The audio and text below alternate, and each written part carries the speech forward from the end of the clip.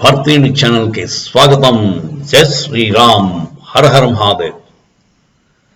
రామ్ లల్లా గారి గుడికి స్టార్టింగ్ టైంలో 22 జాన్లో అందరూ డిగ్నిటరీస్ చాలా మంది వెళ్ళారు. హాలీవుడ్ స్టార్స్ అందరూ కూడా వచ్చారు. అమితాబ్ బచ్చన్ గారు వచ్చారు.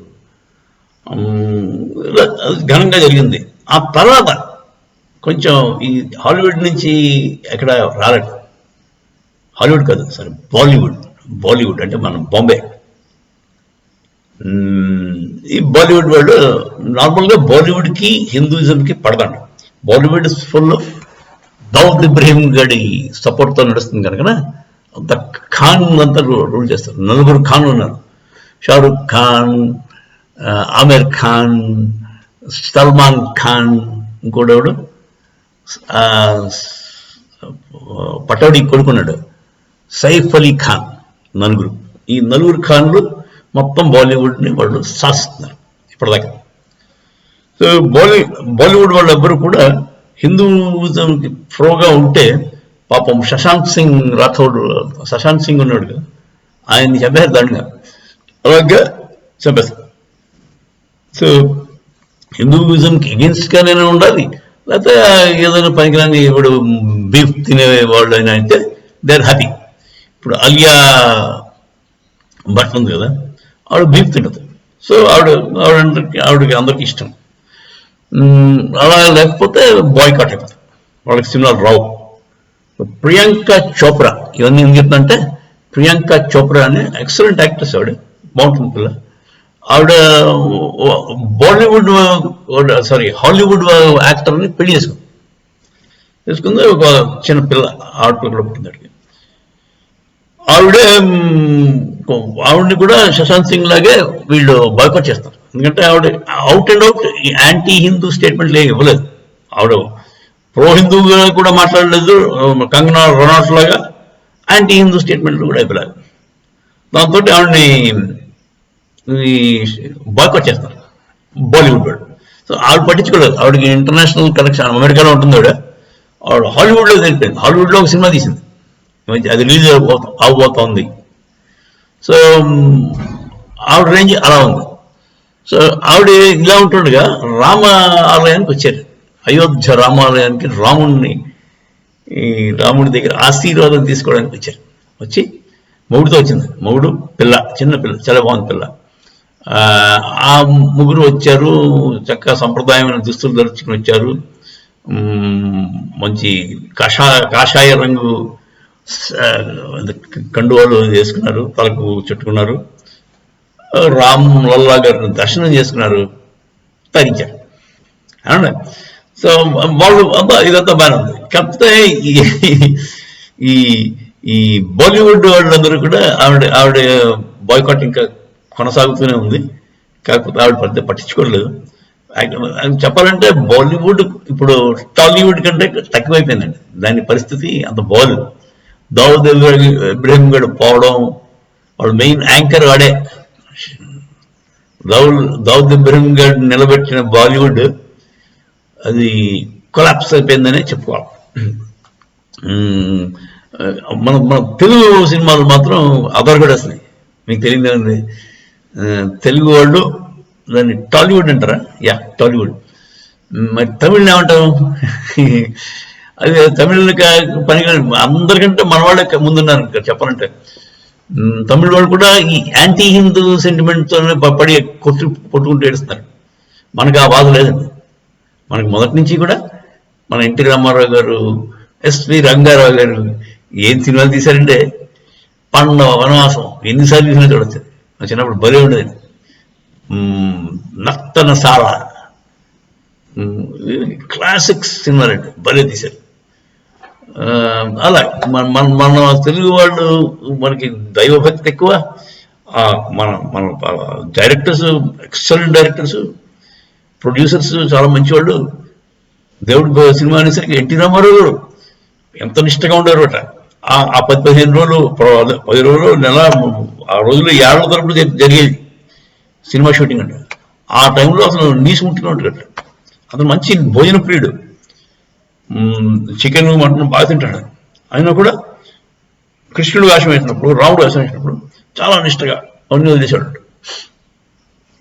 వెంకటేశ్వర మహత్యం ఆ సినిమా చూసిన తర్వాత ప్రజలందరూ వెంకటబాబు దగ్గరికి వెళ్ళి తిరుపతి మళ్ళీ ఎన్టీ రామారావు దర్శనం చేసుకుని వచ్చారండి. ఆయనకి మెడ్రాస్లో ఎన్టీ రామారావు ఉంటారు, ఆయన చూసుకుని వచ్చారు.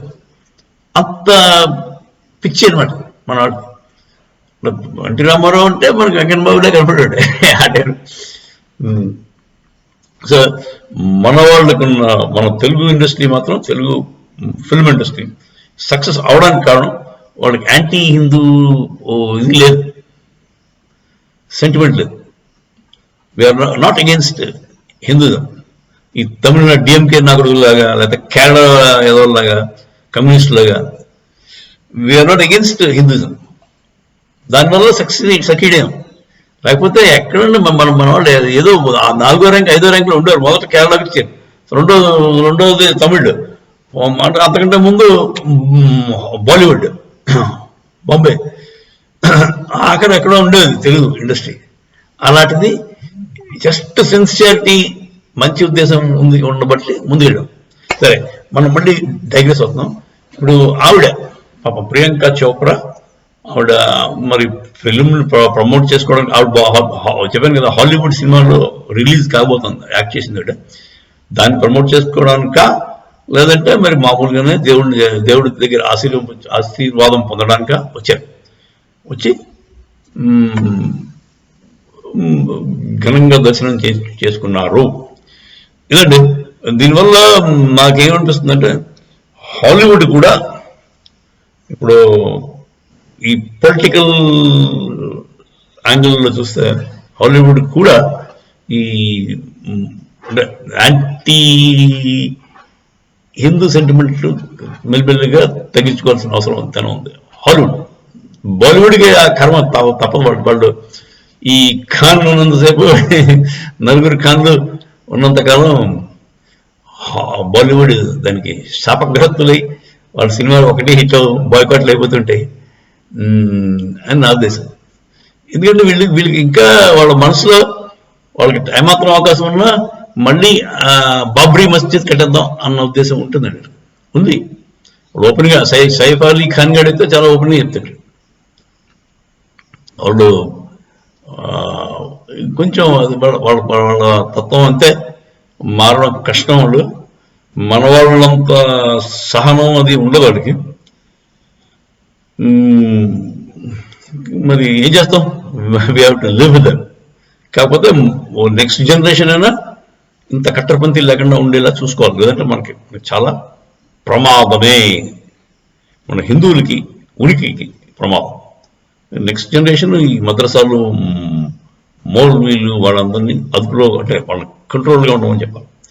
ఆ పుస్తకంలో కొంచెం మార్పులు చేపించారు.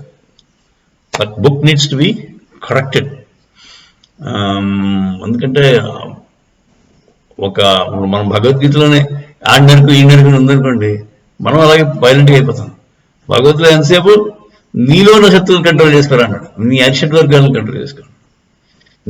నీలో ఉన్న అంటే వేరియస్ గుణాలు, 3 రకాల గుణాలు ఉంటాయి, రాజసం, తామసం, సత్వం. ఈ గుణాలని గురించి వివరించాడు. సత్వగుణం మంచిది, దాన్ని పట్టుకోమని చెప్పాడు. దానివల్ల మనం ఇలా ఉన్నాం. సో ఒక రిలీజియస్ బుక్ ఎవరు పడితే వాళ్ళు రాసేస్తే, అంటే పొలిటికల్ రీజన్స్ కోసం లేకపోతే పవర్ కోసం రాసిన బుక్స్ అండి ఇవన్నీ కూడా. ఈ వాట్ ఇస్ ఇట్, ఈ ఎడారి రిలిజన్స్ ఉన్నాయి కదా రెండును, వాటి బుక్స్ కూడా they are written with bad intentions. Correct intention. వాళ్ళు రాసిన వాళ్ళు కూడా ఋషులు గారు, ఏదో వాళ్ళు విత్ సమ్ పొలిటికల్ అంబిషన్ తోటి రాసింది. అందుకే వాళ్ళు విపరీతమైన పొలిటికల్, ప్రపంచం అంతా ఇస్లామిక్ చేస్తా ఉంటాడు. ఉన్న ఇస్లామిక్ దేశాలు సుఖంగా ఉన్నాయో లేదా చెక్ చేయరు. పాకిస్తాన్ హ్యాపీగా ఉందా, బంగ్లాదేశ్ హ్యాపీగా ఉందా, ఒకరినొకరు నరుక్కోకుండా ఉన్నారా? షియాలు సున్నీలు నరుకుతారు, సున్నీలు షియాలు నరుకుతారు. షియాలు తక్కువ కనుక సున్నీలే నరుకుతారు ఎక్కువ. అహ్మదీలు వాళ్ళ ముస్లింలే కాదంటారు. మరి వాళ్ళలో 72 తెగలు ఉన్నాయంట. ఆ 72 తెగల్లో అన్ని చోట్ల అంతరించిపోయారు. మన ఇండియాలో ఉన్నారు అందరూ, అన్ని రకాల వాళ్ళు. సో సుఖంగా ఏ ఏ ముస్లిం కంట్రీ కూడా డెమోక్రసీ ఉండదు, ఆడవాళ్ళకి రైట్స్ ఉండవు. మరి 50% ఆఫ్ ద పీపుల్ అంటే ఆడవాళ్ళు అనుకోండి, వాళ్ళు సుఖంగా లేనప్పుడు ఇంక మా దేశం సుఖంగా ఉంటుంది. ఇప్పుడు ఆడవాళ్ళందరూ ఏడుస్తూ కడుతున్నారు, పిల్లల గంటల మెషిన్లో బతుకుతున్నారు. మరి అలాంటి పరిస్థితుల్లో 50% మన పీపుల్ ఏడుస్తూ ఉంటే ఆ దేశం ఎలా ఉంటుంది సుఖంగా? ఆలోచించండి. సరే, మళ్ళీ మనం డైగ్రెసింగ్ ఫ్రమ్ ద పాయింట్. బేసిక్గా హాలీవుడ్ యాక్ట్రెస్ ప్రియాంక చోప్రా మంచి పని చేసింది. ఆవిడ రామ్లల్లా గారి దగ్గరికి వెళ్ళి దర్శనం చేసుకుంది, ఆయన ఆశీర్వాదం పొందింది. ఆవిడ ఫిల్మ్ కూడా సక్సెస్ అవుతుందని ఆశిద్దాం. జై శ్రీరామ్, హర హర మహాదేవ్.